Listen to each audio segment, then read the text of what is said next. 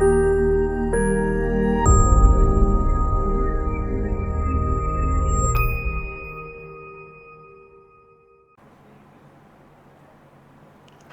नमः दोस्तों, स्वागत है आप सभी का मेरे इस चैनल में जिसका नाम है वक्रतुंड बाय सोनाली। तो आज के इस वीडियो में हम लोग सीखने वाले हैं संधि के बारे में। तो चलिए शुरू करते हैं। सबसे पहले संधि की परिभाषा जान लेते हैं। दो या दो से अधिक वर्णों के पास आने पर अगर उनमें कोई परिवर्तन हो जाए तो उसे संधि कहते हैं। और स्वरों के साथ स्वरों का मेल होने पर नया स्वर बने तो उसे स्वर संधि कहते हैं। तो चलिए शुरू करते हैं स्वर संधि से। स्वर संधि के 9th स्टैंडर्ड के लिए 5 टाइप निर्धारित किए हैं। एक एक करके हम लोग देखेंगे। दीर्घ संधि, गुण संधि, वृद्धि संधि, यण संधि और अयादि संधि। ठीक है, तो सबसे पहले हम लोग पढ़ने वाले हैं दीर्घ संधि के बारे में। चलिए दीर्घ संधि के रूल्स देख लेते हैं। अगर पहले पद में अ या आ अगर है और दूसरे पद में भी अगर अ या आ अगर है तो उसका एंड रिजल्ट जो है वो आ में होता है। साथ में एक एग्जाम्पल देख लेते हैं ताकि आपको और अच्छे समझ में आ जाए। जैसे तथा प्लस अपि। अभी देखिए यहाँ पे आ और यहाँ पे अ आया हुआ है, यानी पहले पद में आ आया हुआ है, दूसरे पद में अ आया हुआ है। तो यहाँ से कोई भी कॉम्बिनेशन रहे, जैसे अ प्लस अ इज इक्वल टू आ प्लस आ इज इक्वल टू अ प्लस आ इज इक्वल टू आ प्लस अ, यानी इसमें से अगर कोई भी कॉम्बिनेशन रहेगा तो उसका एंड रिजल्ट जो है वो आ में ही आता है। और इसका हम लोग को कहाँ चेंज करना है, तो प्रथम पद के अंतिम वर्ण में यहाँ पे चेंज होता है। यहाँ पे ऑलरेडी आ लगा हुआ है इसलिए हम उसको और चेंज नहीं करेंगे, तो ये हो जाएगा तथापि।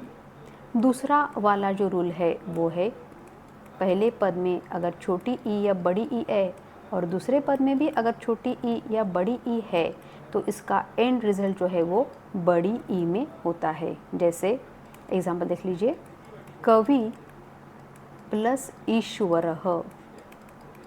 तो यहाँ पे छोटी ई है और यहाँ पे बड़ी ई है, तो छोटी ई प्लस बड़ी ई इज इक्वल टू बड़ी ई। इसमें से अगर कोई भी कॉम्बिनेशन रहा तो भी उसका एंड रिजल्ट जो है वो बड़ी ई में आएगा। और ये चेंज हम लोग को कहाँ करना है, तो प्रथम पद के अंतिम वर्ण में करना है, तो ये हो जाएगा कवीश्वरः। उसके बाद तीसरा वाला जो रूल है वो है ओ ऊ का, कि पहले पद में अगर छोटा ऊ या बड़ा ऊ है और दूसरे पद में भी अगर छोटा ऊ या बड़ा ऊ है तो उसका एंड रिजल्ट जो है वो बड़ा ऊ में होता है। जैसे एग्जांपल देख लीजिए, साधु प्लस उक्तिः। छोटा ऊ प्लस छोटा ऊ इज इक्वल टू बड़ा ऊ। तो यहाँ पे कब हम लोग करेंगे, प्रथम पद के अंतिम वर्ण में हम लोग ये चेंज करेंगे, यानी ये वाला जो है वो चेंज होगा। तो यहाँ पे बड़ा ऊ की मात्रा लग जाएगी, तो ये हो जाएगा साधुक्तिः।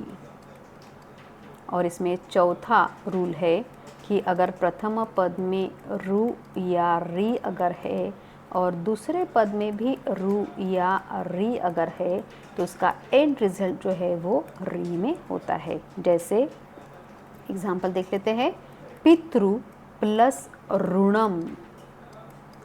तो रु प्लस रु इज इक्वल टू बड़ा रु।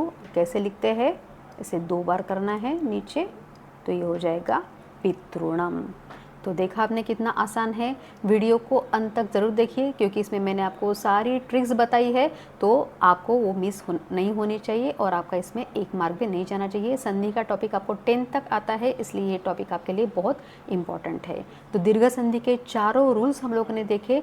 तो चलिए अभी सॉल्व करते हैं दीर्घ संधि का एक वर्कशीट ताकि आपको और अच्छे से समझ में आ सके। देखिए यहाँ पे लिखा हुआ है संधि विच्छेदम वा कुरुता। जैसे अभी पहला वाला जो पद है सत्य प्लस अर्थः, अ प्लस अ इज इक्वल टू आ। तो यहाँ पे हम लोग कहाँ चेंज करेंगे, प्रथम पद के अंतिम वर्ण में चेंज करेंगे। तो यहाँ पे हम लोग आ की मात्रा लगाएंगे, तो ये हो जाएगा सत्यार्थः।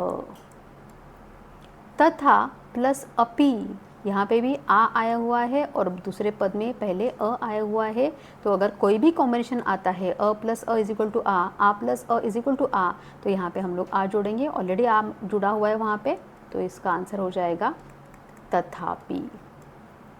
दया प्लस आनंदः, यहाँ पे आ आया हुआ है और दूसरे पद में भी आ आया हुआ है, तो आ प्लस आ बड़ा आ मतलब दयानंदः, ऐसे ही इसका आंसर आ जाएगा। कवि प्लस ईश्वरः, ई प्लस ई बड़ा ई हो जाएगा, तो ये हो जाएगा कवीश्वरः। बहुत बार ऐसे होता है कि पूरा पद दिया है और बच्चों को कहाँ ब्रेक करना है वही समझ में नहीं आता है, तो इसलिए मैं आपको एक छोटी सी ट्रिक बता रही हूँ, याद रखिए। जहाँ पे आपको बड़ा ई या आ ऐसे अगर दिख जाता है या बड़ा ऊ दिख जाता है, बड़ा री दिख जाता है, तो आपको समझ में आना चाहिए कि वहीं से आपको इसको काटना है और उसके बाद ई कैसे बना, तो E plus E is equal to बड़ा ई। जैसे अभी कवि प्लस ईश्वरः, तो यहाँ पहले भी ई आया हुआ है पहले पद के अंतिम वर्ण में और दूसरे पद में भी ई आया हुआ है, तो E plus E is equal to बड़ा ई। तो जहाँ भी बड़ा ई आया है वहीं से आपको इसको ब्रेक करना है। अभी देखिए नेक्स्ट, प्रति प्लस ईक्षा, तो यहाँ पे ई आया हुआ है छोटी ई और यहाँ पे बड़ी ई, तो छोटी ई प्लस बड़ी ई अगर कोई भी कॉम्बिनेशन आ जाता है ई का, तो उसका एंड रिजल्ट जो है वो बड़ी ई में आता है, तो ये हो जाएगा प्रतीक्षा। उसके बाद है भानु प्लस उदयः, ऊ प्लस ऊ बड़ा ऊ हो जाएगा और इसको हम लोग जोड़ेंगे प्रथम पद के अंतिम वर्ण में, तो ये हो जाएगा भानुदयः, भानु मतलब सूर्य। सु प्लस उक्तयः, ऊ प्लस ऊ बड़ा ऊ हो जाएगा, तो ये हो जाएगा सूक्तयः। उसके बाद पितृ प्लस रुद्धिः, रु प्लस रु इज इक्वल टू बड़ा रू हो जाएगा, तो ये हो जाएगा पितृद्धिः। मातृ प्लस ऋणम, रु प्लस रु इज इक्वल टू बड़ा रू हो जाएगा, तो ये हो जाएगा मातृणम। उसके बाद मुनि प्लस इंद्रः, ई plus E is equal to बड़ी ई हो जाएगी, तो ये हो जाएगा मुनीन्द्रः। और विद्या प्लस अर्थी, आ प्लस अ आया हुआ है, कोई भी अ का कॉम्बिनेशन आ जाता है अ आ का, तो इसका एंड रिजल्ट जो है वो आ में होता है, तो इसका आंसर हो जाएगा विद्यार्थी। तो देखा आपने कितना आसान है इसको सॉल्व करना। तो इस तरीके से हम लोगों ने दीर्घ संधि का एक्सप्लेनेशन भी देखा और साथ में हम लोगों ने वर्कशीट भी सॉल्व की है। अभी आगे बढ़ते हैं नेक्स्ट संधि की तरफ। तो अभी हम लोग नेक्स्ट संधि जो है वो सीखने वाले हैं गुण संधि।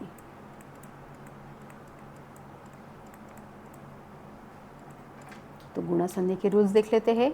अगर पहले पद में अ या आ जाता है और दूसरे पद में अगर छोटी ई या बड़ी ई आ जाती है, तो उसका एंड रिजल्ट जो है वो ए में होता है। जैसे एग्जाम्पल देखिए, गण प्लस ईशः, अ plus E is equal to ए। अगर इसमें से कोई भी कॉम्बिनेशन रहा तो भी इसका एंड रिजल्ट जो है वो ए में आएगा। और मात्रा हम लोग कहाँ लगाएंगे? प्रथम पद के अंतिम वर्ण में हम लोग मात्रा लगाएंगे, तो ये हो जाएगा गणेशः। दूसरा वाला जो रूल है कि अगर प्रथम पद में अ या आ जाता है और दूसरे पद में अगर ऊ या ऊ आ जाता है, छोटा ऊ या बड़ा ऊ आ जाता है, तो उसका एंड रिजल्ट जो है वो ओ में होता है। जैसे चंद्र प्लस उदयः, अ प्लस ऊ इज इक्वल टू ओ हो जाएगा और हम लोग कहाँ जोड़ेंगे उसको? प्रथम पद के अंतिम वर्ण में जोड़ेंगे, तो ये हो जाएगा चंद्रोदयः। तीसरा वाला जो रूल है वो है पहले पद में अगर अ या आ जाता है और दूसरे पद में अगर रू या री आ जाता है, तो उसका एंड रिजल्ट जो है वो अर में होता है और ये हमेशा रेफ में जाता है। चलिए एक एग्जाम्पल देख लेते हैं। जैसे देव प्लस ऋषि, यहाँ पे अ आया हुआ है, यहाँ पे रू आया हुआ है, तो देवर्षि। जब भी रफार हम लोग को लगाना होता है हम लोग नेक्स्ट वर्ण पे लगाते हैं, तो ये हो जाएगा देवर्षि। तो इस तरीके से हम लोगों ने रूल्स देखे हैं। अभी हम लोग इसके साथ एक वर्कशीट सॉल्व करने वाले हैं गुण संधि के। तो चलिए सॉल्व करते हैं वर्कशीट। देव प्लस इंद्रः। तो अभी देखिए आप यहाँ पे अ आया हुआ है और उसके बाद ई आया हुआ है, अ plus E is equal to ए हो जाएगा। और हम लोग मात्रा कहाँ जोड़ेंगे, तो प्रथम पद के अंतिम वर्ण में हम लोग मात्रा जोड़ेंगे, यानी व पे हम लोग मात्रा देंगे, तो ये हो जाएगा देवेंद्रः। नरेशः, जैसे मैंने आपको पहले बताया कि जहाँ पे ए की मात्रा आ गई वहाँ पे आपको पता होना चाहिए कि ए कैसे बना है, तो अ plus E is equal to ए बना हुआ है। तो यहाँ पे हम लोग ब्रेक करते वक्त लिखेंगे, पहले पद में अ आना चाहिए, दूसरे पद में ई आना चाहिए, तो नर प्लस ईशः, तो इसका संधि विच्छेद हो जाएगा। तो अ plus E is equal to ए, इसलिए ये यहाँ पे नरेशः बना है। परोपकारः, अभी यहाँ पे देखिए ओ आया हुआ है, जब भी पूरा पद आता है तो बच्चे कंफ्यूज हो जाते हैं कि कहाँ से ब्रेक करना है। तो आपको याद रखना है, जहाँ पे मात्रा आपको दिख जाती है वहीं से आपको ब्रेक करना है। तो ओ कैसे बना है, तो अ प्लस उ इज इक्वल टू ओ बना है, इसलिए यहाँ पे देखिए पर प्लस उपकारः, अ प्लस उ इज इक्वल टू ओ हो जाएगा, इसलिए वो परोपकारः बन जाएगा। अभी देखिए वन प्लस उत्सवः, अ प्लस उ इज इक्वल टू ओ होता है। अब हम लोग कहाँ जोड़ेंगे इसको, प्रथम पद के अंतिम वर्ण में जोड़ेंगे, तो ये हो जाएगा वनोत्सवः। देव प्लस ऋषि, पहले पद में अ आया हुआ है, दूसरे पद में री आया हुआ है, तो ये अर में बदल जाएगा और हम लोग उसका रफार बनाएंगे और उसको नेक्स्ट वर्ण पे डालेंगे, तो ये हो जाएगा देवर्षिः।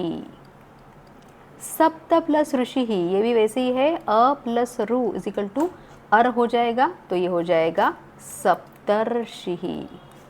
नेक्स्ट वर्ण पे हम लोग रफार डालेंगे, यानी रेप डालेंगे।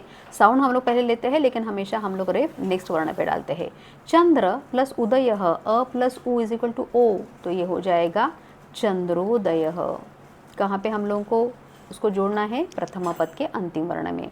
महा प्लस ईशः, तो आ plus E is equal to ए, अ plus E is equal to ए, आ plus E is equal to ए, तो ये हो जाएगा महेशः। गंगा प्लस उदकम, आ प्लस उ इज इक्वल टू ओ, तो ये हो जाएगा गंगोदकम। रमेशः, तो अभी यहाँ पे ए कैसे आया है, तो अ प्लस ई या आ plus E is equal to, तो रमा प्लस ईशः, तो ये हो जाएगा रमेशः। महा प्लस ऊर्जा, आ प्लस उ, अगर कुछ भी कॉम्बिनेशन रहा अ प्लस उ आ प्लस उ तो हो जाएगा ओ, तो ये हो जाएगा महोर्जा। जल प्लस उर्मिः, तो ये हो जाएगा जलोर्मिः। अ प्लस उ इज इक्वल टू ओ, तो देखा आपने, इस तरीके से हम लोगों ने वर्कशीट सॉल्व की। हम लोगों ने ट्रिक्स भी देखे कि अगर विच्छेद करते वक्त आपको क्या कैसे याद रखना है, और अगर पूरा पद दिया है तो विच्छेद कैसे करना है। तो ये सारी ट्रिक्स आपको याद रहनी चाहिए, क्योंकि ये एग्जाम्पल में आपको एक क्वेश्चन संधि का आता ही आता है। तो आज के इस वीडियो में हम लोगों ने स्वर संधि के 2 टाइप्स के बारे में जाना। तो मुझे आशा है कि आपको अच्छे से समझ में आ गया होगा, और वर्कशीट सॉल्व करने के बाद आपको सारी ट्रिक्स भी समझ में आ गई होगी। तो अभी मिलते हैं नेक्स्ट वीडियो में। पुनर्मिलामः।